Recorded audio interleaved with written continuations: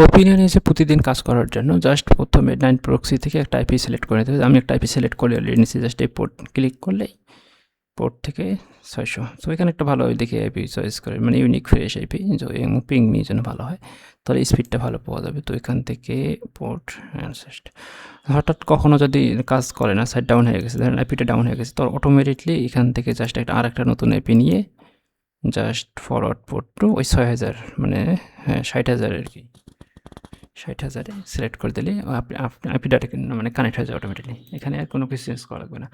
তো এখানে ওপিনিয়নে দিতে হবে। তো ওপিনিয়নে যে আমরা গেলাম, তো ওপিনিয়নে যে এখন গিয়ে জাস্ট প্রতিদিন এই যে ওই সাইটে ইউআরএলটা কপি করে এখানে ঢুকে দিতে হবে। আইপি যেহেতু কানেক্ট করাই আছে, তো আইপি কানেক্ট করাই এখন আমরা যদি যাই দেখতে পাচ্ছেন কানেক্ট হচ্ছে, এখন এই যে আসতেছে।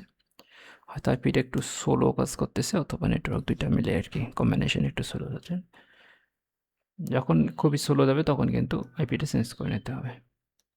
জাস্ট এখান থেকে গিয়ে জাস্ট যে কোনো একটা আইপি সিলেক্ট করেই ওই পোর্টটা সেট করে দিলে কিন্তু আইপি সেট আপ হয়ে গেল। সাপোজ এটা পোর্ট চেঞ্জ করে এটা ক্লিক করলে পোর্ট চেঞ্জ হয়ে যাবে। অলরেডি আমি দুইটা আইপি ইউজ করছি, এখনও কাজ করি নাই। তো আমি যদি দেখাই কীভাবে কী করতেছি,